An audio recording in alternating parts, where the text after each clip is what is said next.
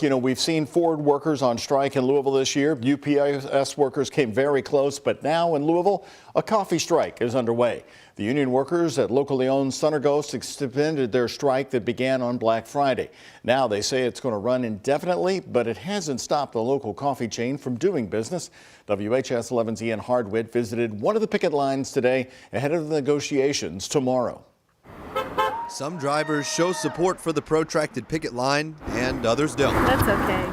These local SEIU 320 members voted to join the union back in January. What do we want? A contract! For 10 months, they've worked for the company without an agreement. It's why they began the strike over the holiday weekend. Evan Peak, one of the baristas, says they organized for better wages and worker protections. He wants to see a just cause provision in the contract, which essentially puts the burden of proof on the owners to make sure that they have fairly and justly terminated or disciplined one of the employees. Until they go back to work, they're calling for a boycott of the business. From the sidewalk, they try and convince people to get coffee from a nearby Heine Brothers instead. Their workers are a part of the same union and reached a contract agreement without a strike. Aaron Bone, a union steward at a Heine Bros shop, supports the cause. You know, when you get a union, it's fantastic, but that's the first step. And honestly, it kind of pales in comparison to the next step of getting that contract, because that contract is the only way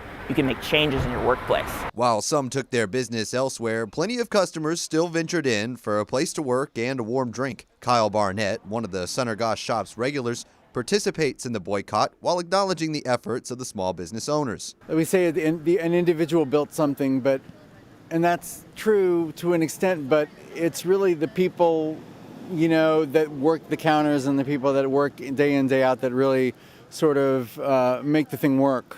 And without them, you don't have a business. As for those owners, we've attempted to reach them since last week. We called and emailed them Monday morning, but they didn't respond. Union members at the Norris Place Sunergos location tell me the strike could continue indefinitely until a contract is reached. Those negotiations begin again on Tuesday.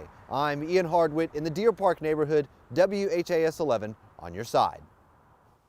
And in filings with the National Labor Relations Board, we found that the union withdrew a refusal to bargain complaint against Sunergos, and there's still an open complaint against them for, quote, coercive rules that was filed last month.